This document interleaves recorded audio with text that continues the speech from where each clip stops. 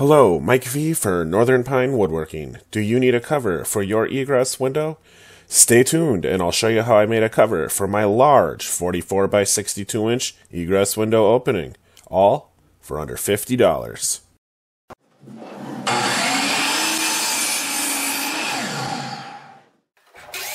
I began the project by cutting the top and bottom rails along with two shorter side rails.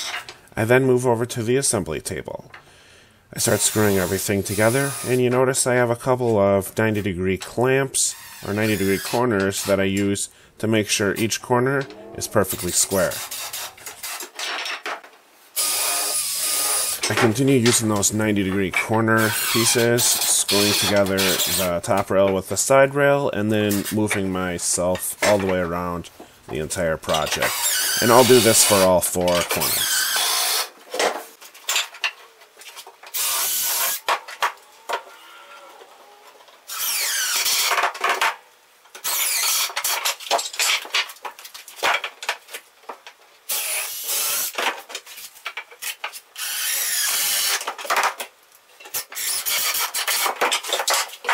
Before moving forward, I just want to make sure that my base piece here is square, and it is. Now I measure in 6 inches from each side. I then take the measurements for the next two rails and go over to the miter saw station and cut those. This happens to me on every project, but there's always one piece that's a little too long. I guess that's okay. Better to be too long than too short. I'll jump back over to the miter station and cut off about 1/8 of an inch, and hopefully this should be just fine.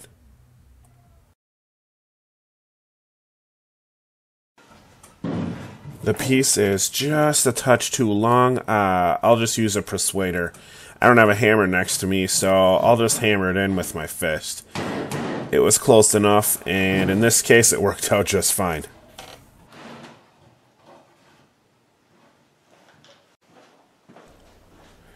Now I want to make sure the inner edge of this piece is 6 inches from the outside right rail. Everything looked good. I'll grab the drill and screw everything together, just as we've done before. And we'll continue to use those 90-degree angles just to make sure everything's square throughout the entire process.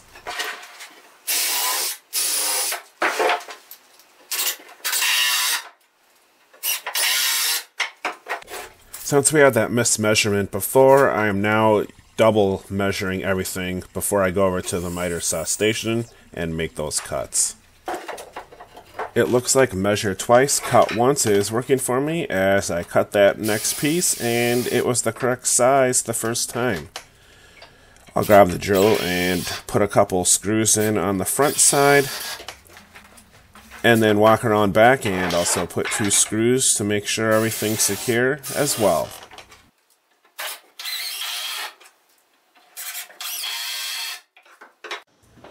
So the last step we need to do for framing out this project is get a measurement of the inner opening here.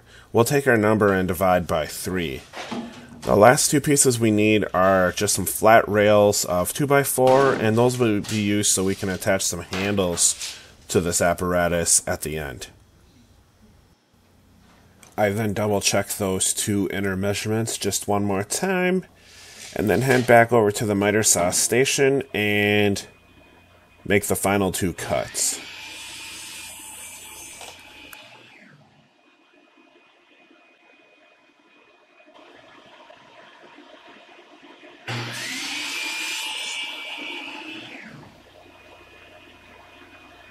Wow, that's a perfect cut.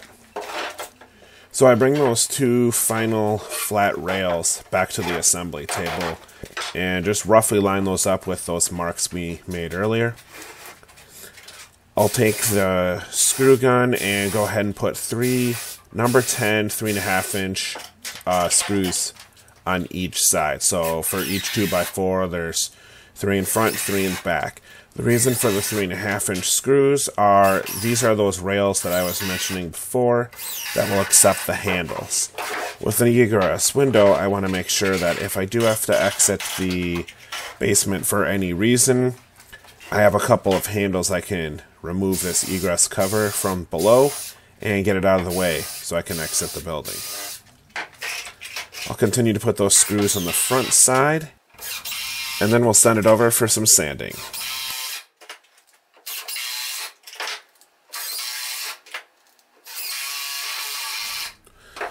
Alright, so that was the final screw that we just put in. Everything looked great, and I flipped this main assembly upside down.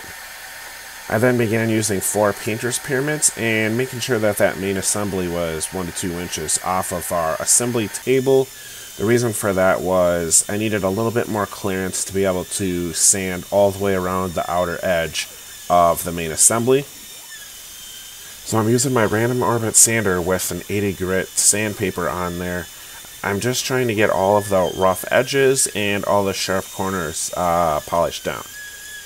The reason for this is just to make sure that the screen that we're going to put on here in just a moment doesn't have any chance of ripping with any sharp edges. So I'll sand off all the labels, just do a quick top sand just to make sure everything looks good, and then we'll get it ready for some paint.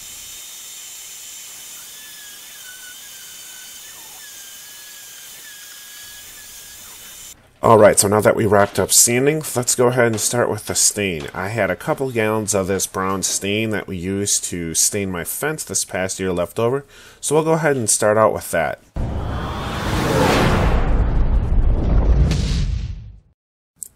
So we all know that watching paint dry is a bit of a chore, so I kicked up the paint segment up to warp 10. Now, the reason for this brown color is we recently painted our fence this brown color this past summer, and we had a couple of gallons of this paint lying around. It looked like a good color on the fence, and this egress window sits right next to the fence, so I figured it would look great right next to the house, and a matching color to the freshly painted brown fence. I went ahead around this fixture here and painted all sides, including the bottom, with 3 coats of this brown deck and fence stain, giving it about 2 or 3 hours between coats. I then let it sit overnight for 24 hours with a light fan breeze over it, just to make sure that this paint had somewhat cured before we started installing the screen on top. I then did a little touch-up work with an acid brush just to make sure we got all of the corners, nooks, and crannies. When I was working on the painting, I also painted a couple of 1x8. So your common 1x8 by 8 foot pine boards, and I also put 3 coats of deck stain on the front side of these as well. Okay, so now it's time to install the screen. This screen is 48 inches tall, and it's 25 feet wide. So I just went ahead and rolled out, making sure that I had roughly about 6 inches of screen on the left and right side of the structure here. I then positioned this around just to make sure that I had enough slack. I don't need to cover all the way around the front and back side, but I want to make sure I have at least 2 inches around all sides. So I put the first staple in, and I'm just using the common #1 staples with a staple gun, and just walking around the structure here, couple corners, just making sure that the screen is taut.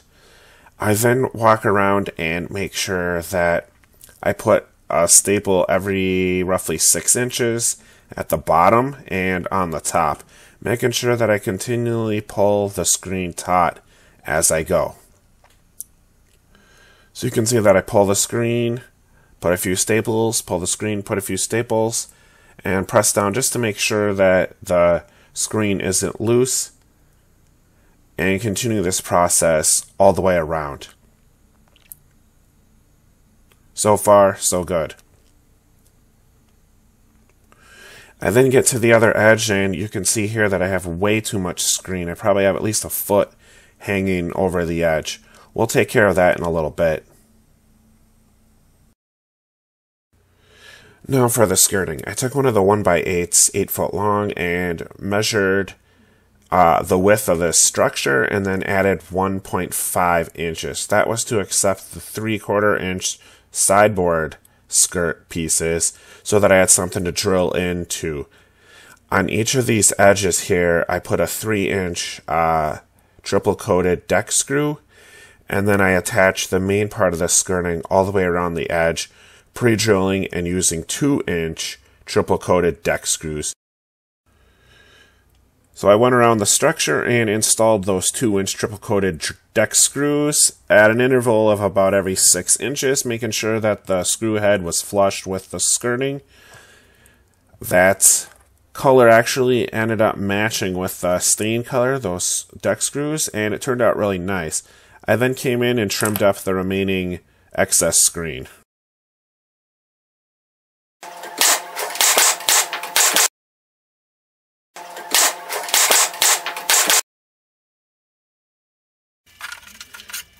I then cut the final piece, make sure it fits, and then attach it just as I did with the other two sides as well with those deck screws. Final piece is in and everything looks great. So the final dimensions on this build were about 44 inches by 62 1/8. Overall cost, I spent about $50. That included 4 2x4s, 2 8-foot 1x8s, and a roll of screen. I think I needed roughly about 5 or 6 feet for this project here, and then some staples, again, that we used, which I already had. So if you got to build it from scratch, exact duplicate would probably run roughly $50. Well, here's a picture of the final product. It actually matches the fence color perfectly, and next to the house, it actually looks really great. Well, that'll conclude this week's video for the custom build of the custom-sized Egress window cover. If you like what you saw, go ahead and hit a big thumbs up. Go ahead and hit subscribe below if you like these videos. And let me know any comments you have down below. Thanks, and have a great rest of your day. Bye.